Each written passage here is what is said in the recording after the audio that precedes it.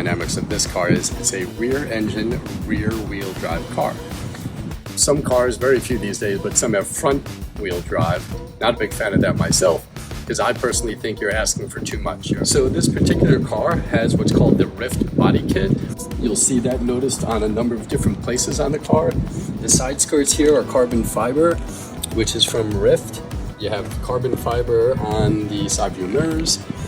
This car has carbon fiber hood. This has it on the entire headlight package section here.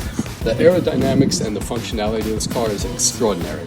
The way the design is, the air is going to come over the hood, it's going to come down here, which is going to push the car down, and this is going to get you better traction, better handling. And you can look in here, well, you are seeing a massive amount of air intake that's going to get filtered through the intercoolers there. You will also see the air brake that we now have deployed at the current moment. What will happen is when this is down, you have better aerodynamics. You will actually go faster because anytime you have big spoilers or splitters, it causes you to go slower. When you go into a turn on this car and you hit the brakes, this will automatically move up the air brake, which will slow your car down and allow you to brake later and perform better. And for me, I always said the car can't be too fast or too loud. Yeah, this one was. I kind of neutered it a little bit.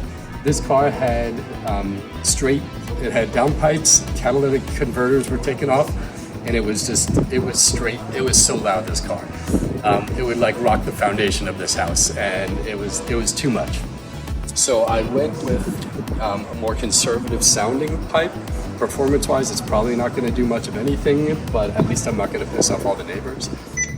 One of the other things that's really iconic about this car is the doors. And this goes back to gull wing doors from the old Mercedes 300. Makes it easy. You don't have to do too many yoga moves to try and get in your car. This car came with the custom wheels from Strasser. Amazingly expensive, but very nice wheels. So some of the fun interior stuff on the 720. It's got the pedal shifters on the wheel, which is cool. A lot of times they're on the stock. One of the other fun things is the display here. When you're racing, you can actually drop down the display and it will just be giving you the vital things that you will be looking at, which would just be your speed and your RPM. You have a button here that you can just press and then it'll pop back up to the regular display. It does have a lot of great creature comforts. You've got the Bowers & Wilkins sound system. It actually sounds amazing. I typically don't listen to the radio too much in here because the car itself is a beautiful sound. So if you look at the main button right there, you'll notice that little symbol there. That is actually a replica of the McLaren factory in England. The variable drift control is hysterical.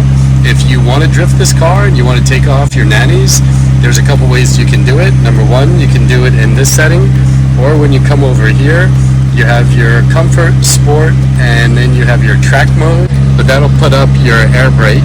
You can then take off your stability control, and then you can actually go and change the amount of the drift that you want to put your car into. So it'll give you the specific amount of the drift you want to have. So you can do it by activating it, and then you can change the angles. So that would be a smaller amount of input you would need to get the drift going on that. And then if you want to lose your mind completely and put it out there, you'll basically be drifting on every single turn you take, because obviously you have a lot of power and a lot of weight in the back. The functionality is just really superior than you would have typically had on cars like this, 7, 8, 10 years ago. And this is now in its 6th year. It's been replaced by the 765, which is more, I'd say, minor deviations. It's kind of stayed true to its form. And in some ways, I still think it retains that grand touring feel, because you could drive this car for a few hours and you would be very comfortable in it. But again, if you want to get ridiculous and throw in your variable drift mode and just do donuts all over the place, yeah, you could do that pretty well also. I just got to tell you, I love this car. I didn't think I would love it as much as I do. The technology in these cars keeps getting better and better.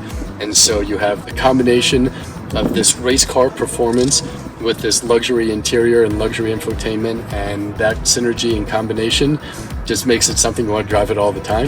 This car is a race car. It's a race car made for the street.